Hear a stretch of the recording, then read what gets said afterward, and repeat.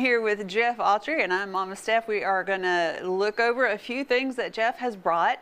I don't know if they're vintage items, but they're all related to the kitchen somehow in his and his wife's travels to estate sales, yard sales, auctions, and all kinds of things. If you're new here, just wanted to let you know that's what we're doing. So what have you got today for us? It was rainy this past weekend, so but luckily the weekend before was pretty successful. So I brought some of that.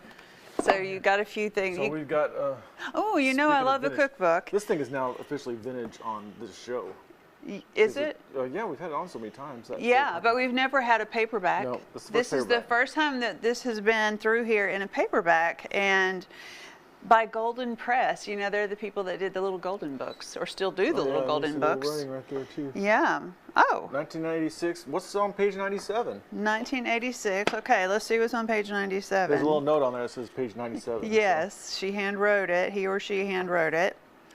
So, and there's notes. This is like a little treasure hunt. These end up thin and crispy. Chocolate chip cookies are are not supposed to be crispy. Oh, okay. It's a warning. If you're going to buy this book, don't do the chocolate chip cookies. Well, but she put a check mark too. So she might have been a fan of thin and crispy. I don't know. But some people do you like a crispy cookie or a chewy? I like a chewy cookie. I like a chewy as well. But there are a few people out there that probably like them a little crispier. So this would be the recipe for you. And if that's what you're looking for, then this is the cookbook for you.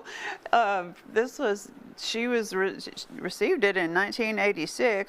That probably is the copyright or close to it.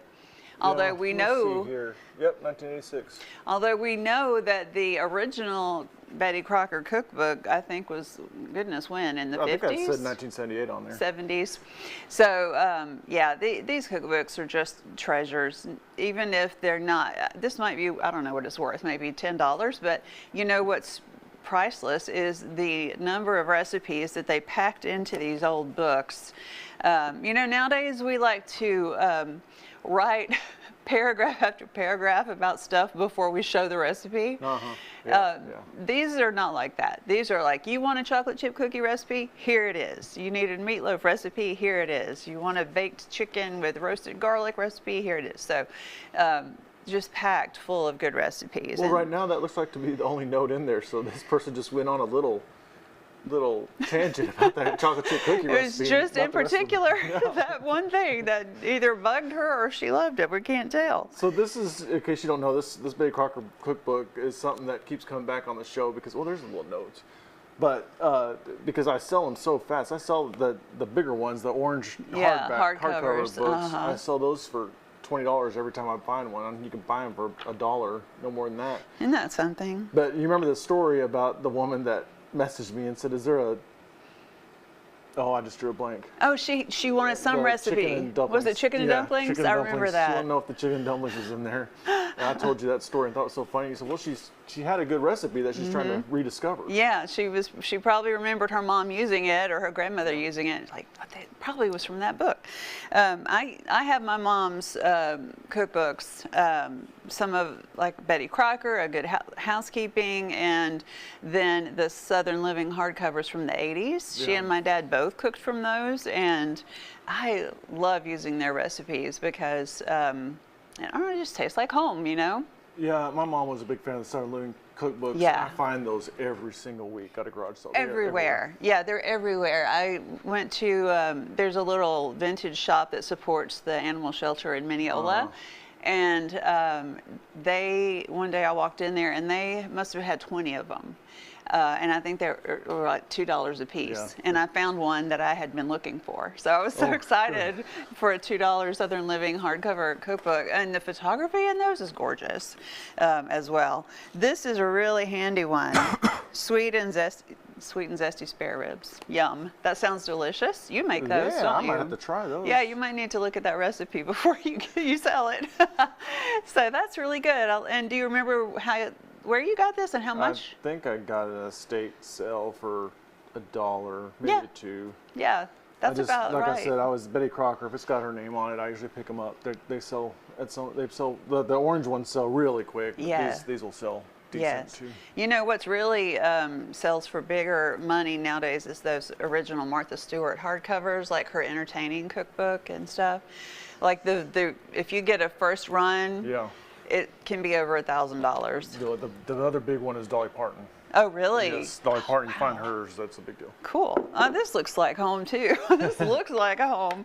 This is a Tupperware from, I don't know if this is 70s or 80s. It's got that 70s logo on it. Oh, it sure does. And it's got that bright orange 70s.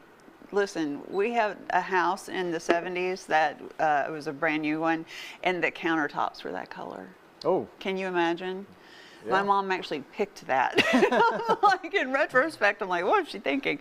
Everybody just loved color in the 70s. It was just what they did. So what do you put in that big old canister? Well, you could probably do a lot of pasta noodles. Like if you had some of the wide lasagna noodles would go just fine in here. You could slip a loaf of bread in here. Yeah, you know, could. not the long, not the long ones, but like the wheat bread that I buy. That would totally fit in here and keep it safe, and that would be nice and keep it fresh longer. So that's a really good one. And even though, you know, they tell us when you have this vintage Tupperware to probably not store liquids in them, right? Yeah, yeah. Because they don't know about the particles that might come off. Everybody's concerned about plastics nowadays. But something like pasta or bread or whatever would be fine. And that would be a perfect use for this. So yeah, I love it. So we used to buy Tupperware all the time, but we kind of slowed down. But this one's one that we hadn't seen very often. Yeah. So we decided to pick it up. Yeah, I haven't seen this shape, honestly. I don't think in a set. This might be a specialty. So would you like to join us, Trent? Are you filming?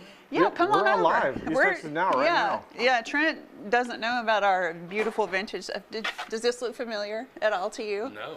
So this is from the 70s. 70s Tupperware. Wow. I can't believe you haven't seen this at your grandmother's house. I may have. Yeah. You know how my memory is. Yeah, it's, I'm real good about remembering stuff. yes. So show Trent and me what you got next. This is our last one. Oh, I've seen those before. So what was in here? I mean, treats, obviously. Is this for a dog or a cat? You want to take the lid off? Yeah, well. Anything in there? No, nothing in there. Jeff You ate talking it all. about that noise it's making? Yeah. That's what got me too. Why is it in the lid? Coffee grounds. You think so? Oh, so it just Maybe. got lost in there, you think? How does this come apart? I don't know, there's a little hole right there though. I don't know, but I thought that it was is- some kind of weighted thing on there or something. Oh, well, guess who that's by? The Pioneer Yeah, Woman. that's I Pioneer wasn't Woman. going to guess that. I was going to think that this probably came full of cookies or something at Christmas time. The Pioneer women made this? Yeah. Uh-huh. You know who she is. I do. Ree, I've seen the magazine. Ree Drummond, and she's, yeah, like we always say, her stuff is really well made overall. So if you find these at yard sales, it's not a bad idea to pick it up. And you paid $3? Yeah, that's what it looks like. Yeah, or unless you got a half price, you're good at finding them on the last day of a sale. So Jeff's stuff? yeah, Jeff. So you're new. I missed the We're just whole gonna segment. You missed we're the gonna whole introduce- thing. We're gonna I redo this whole stormed thing in just for on the Trent. last Yeah. Chapter 9. Here we are. So East Texas Kitchen Pickin', we've been doing this now how long? 3 Yeah, years? about 3 years. 3 years. And Jeff and his wife go out every weekend pretty much to yard sales and estate sales and stuff. Okay. And then they bring back things for this show that are related to the kitchen. Sometimes vintage old stuff like 70s cookbooks and stuff. And this is new. So you never know what you're going to get with Jeff. He just brings all kinds of kitchen treats. You know, when I see Jeff, that's what I think is, finding the deals at the... Yeah, he has brought I'll take that as a aprons. compliment. Yeah, it is a compliment. Antique things. He's brought, the weirdest thing I think was the hot dog cooker. Oh yeah. There was this weird ancient hot dog cooker that had all these spikes that you put the hot dogs on and then you plugged it in. I'm like, that. I never could sell that thing. There's no way I would ever have bought that because why do you want to take up that much counter space just to cook some hot dogs? My mom just boiled them. I sear them, but she boiled them. So how do you like them cooked? Probably grilled. Or Grilled. Yeah. Jeff too, I bet. burned to a at the crisp. ballpark. Yeah.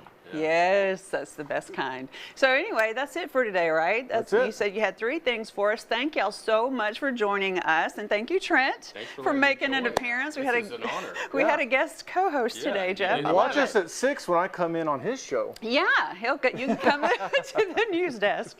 So anyway, well, we're going to send it back to you, and you guys make sure you check out other episodes of East Texas Kitchen Pickin' on the East Texas Kitchen app. It's there for you right now. Back to you.